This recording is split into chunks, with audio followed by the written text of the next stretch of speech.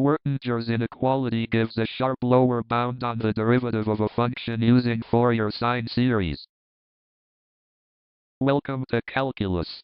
If you are new to this channel, please subscribe for more deep mathematical proofs. First, we start from the beginning. We are given a continuously differentiable function f on the closed interval 0 to 1 with boundary values f of 0 and f of 1 equal to 0. We need to prove that the integral of f prime of x squared dx is greater than or equal to pi squared times the integral of f of x squared dx. Furthermore, equality holds if and only if f of x is a scalar multiple of sine of pi x. Our primary tool for this proof is the Fourier sine series expansion.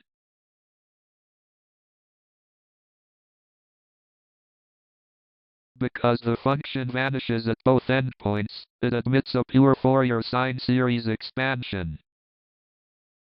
We write f of x as the infinite sum of a sub n times sine of n pi x, where a sub n are the Fourier sine coefficients. The sine basis functions are mutually orthogonal on the interval 0 to 1 with an inner product norm of 1/2. By Parseval's identity, the total energy of the function equals 1/2 the sum of the squared coefficients a sub n.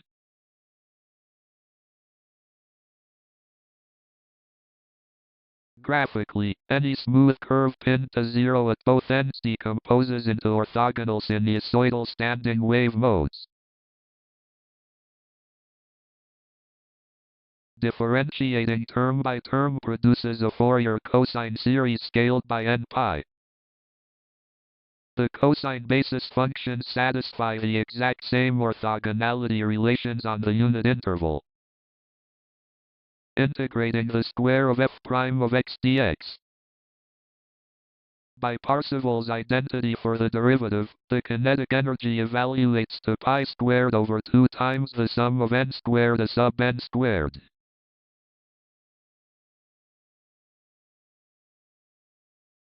Comparing our two Parseval identities side by side. Since n is an integer greater than or equal to 1, n squared is always greater than or equal to 1, so n squared a sub n squared is at least a sub n squared. Multiplying by pi squared over 2 yields the inequality directly across the infinite sum. Therefore, the integral of f prime squared is strictly bounded below by pi squared times the integral of f squared.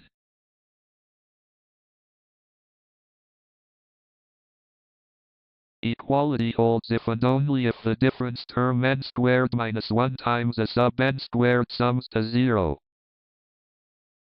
For the fundamental frequency n equals 1, n squared minus 1 is identically 0, allowing any non-zero amplitude a 1.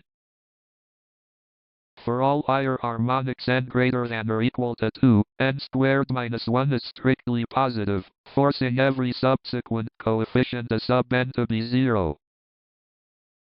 Thus, equality is attained if and only if f of x is a pure scalar multiple of sine of pi x.